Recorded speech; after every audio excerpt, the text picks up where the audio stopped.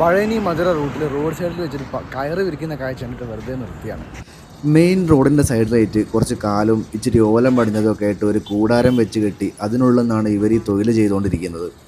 നമ്മുടെ നാട്ടിലൊന്നും ഞാൻ ഇങ്ങനെ ഒരു തൊഴിൽ മേഖല കണ്ടിട്ട് തന്നെ ഇല്ല. ചകിരി പിടിക്കുന്ന ആൾക്കാർ ആലപ്പുഴയിലൊക്കെ ഉണ്ടെന്ന് പറഞ്ഞ് കേട്ടതല്ലാതെ ഇത് കണ്ട് ഓർമ്മയൊന്നും എനിക്കില്ല. അപ്പോൾ ഒരു കൗതുകം തോന്നിയിട്ട് എടുത്തതാണ്. Practice make A human perfect എന്നാണല്ലോ. അതുകൊണ്ട് ഇവരുടെ കൈവഴക്കം തന്നെയാണ് എന്നെ അത്ഭുതപ്പെടുത്തിയത്. സ്ഥിരം ഈ തൊഴിൽ ചെയ്യുന്നതുകൊണ്ടായിരിക്കാം ഇവർക്ക് ഇത്ര എളുപ്പം.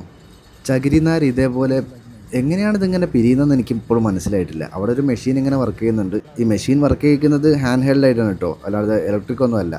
എന്നിട്ട് ഇതിങ്ങനെ കൊണ്ടുപോകുമ്പം ഇത് എങ്ങനെയോ ഒരു കയറായി മാറും.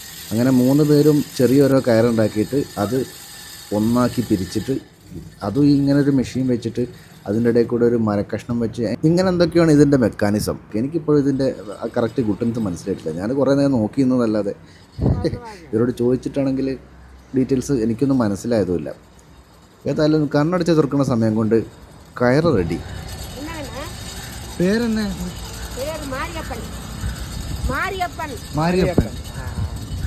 ഉങ്ക പേര്? കല്യാണി.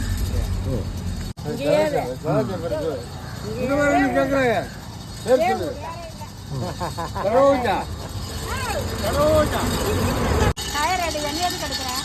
இல்ல உங்கள இல்ல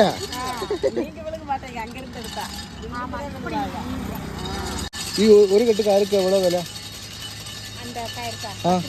10 രൂപ.